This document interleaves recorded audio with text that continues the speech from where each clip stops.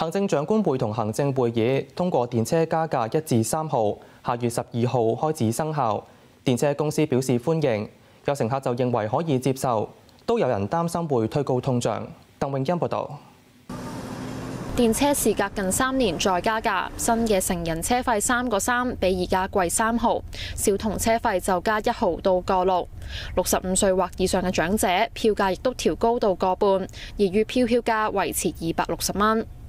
只會係百物騰貴嘅啫，通脹係一個不停咁樣，你又加佢又加佢又加咁樣，越嚟越加上去㗎嘛。你話相對比其他交通工具都唔係話貴嘅，咁如果經常搭嘅人嚟講，可能有啲影響啦。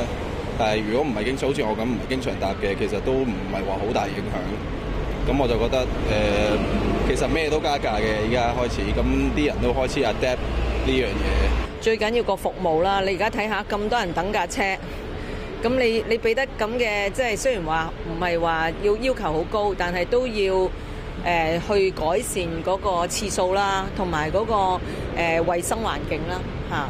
因為有陣時好多人都抌晒啲垃圾落架車嗰度啊。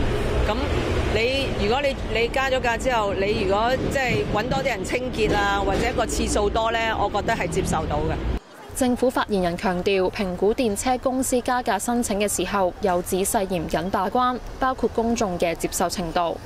而電車公司自上次加價以嚟，持續面對其他公共交通工具嘅競爭，乘客量未恢復至疫情前水平，非車費收入佔比大約50%，增長空間有限，又需要調整票價，維持穩健營運。建議加幅亦都處於可接受水平。